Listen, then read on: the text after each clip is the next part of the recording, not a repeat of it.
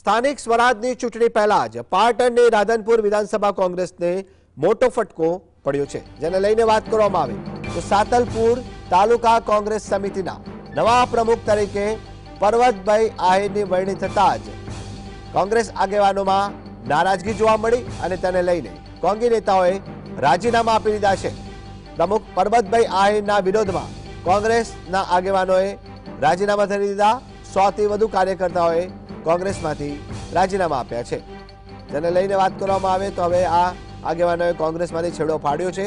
હાઈકમાન્ડને રજૂઆત કરવા છતાં નિર્ણય ના બદલવામાં આવતા રાધનપુર અને સાતલપુર તાલુકાના પ્રમુખો, શહેર પ્રમુખ, નગરપાલિકાના વિરોધ પક્ષના નેતા અને યુવક કોંગ્રેસના પ્રમુખ સહિત હોદ્દેદારોએ સામૂહિક રાજીનામા ધરી દેતા રાજકારણમાં ગરમાવો આવી ગયો છે।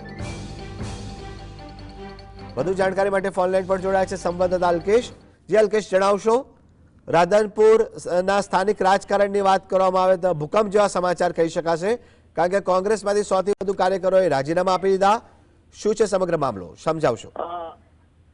ચોક્કસ હવે આ જે કહેવાય ને કે લગભગ મે મહિના સુધીમાં 2026 સુધીમાં સ્થાનિક સ્વરાજ્યની ચૂંટણી આવી રહી છે, ત્યારે કોંગ્રેસે પાટણ જિલ્લામાં તાલુકામાં પ્રમુખ ઉપપ્રમુખની વરણી કરવામાં આવી છે। ત્યારે જે વાત કરવામાં આવે તો જે સાતલપુર રાધનપુર પંથકમાં કોંગ્રેસ દ્વારા જે પ્રમુખ નિમાયા હતા એ એક ગ્રુપને ગમ્યું છે અને એક ગ્રુપને નથી ગમ્યું। આમાં જે રઘુભાઈનો ગ્રુપ છે પૂર્વ એમએલએ, એમના જે ટેકેદારો હતા એ લોકોને પસંદ નહીં આવતા એ લોકોએ ગઈકાલે મિટિંગ કરી અને એક સાથે લગભગ 50 થી વધુ લોકોએ રાજીનામા આપ્યા છે।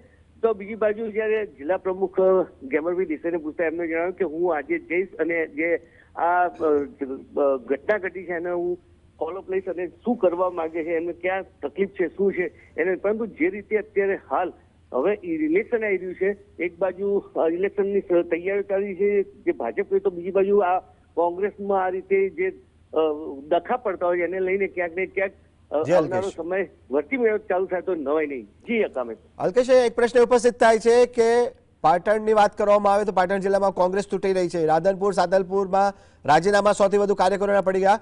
કોંગ્રેસ દ્વારા ડેમેજ કંટ્રોલ કેવી રીતના કરાશે?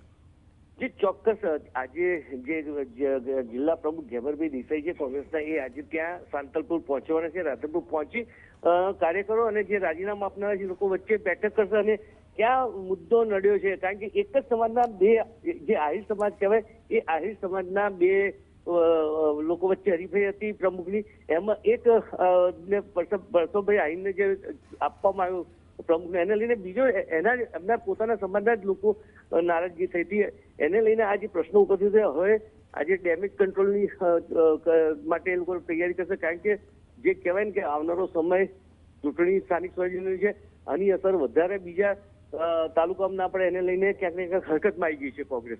જલકેશ, આપ જોડાયા, આપનો આભાર। તો સાતલપુર અને રાધનપુરમાં કોંગ્રેસના આગેવાનો દ્વારા રાજીનામા આપી દેવાયા છે અને તેને લઈને સ્થાનિક રાજકારણ ગરમાયું છે।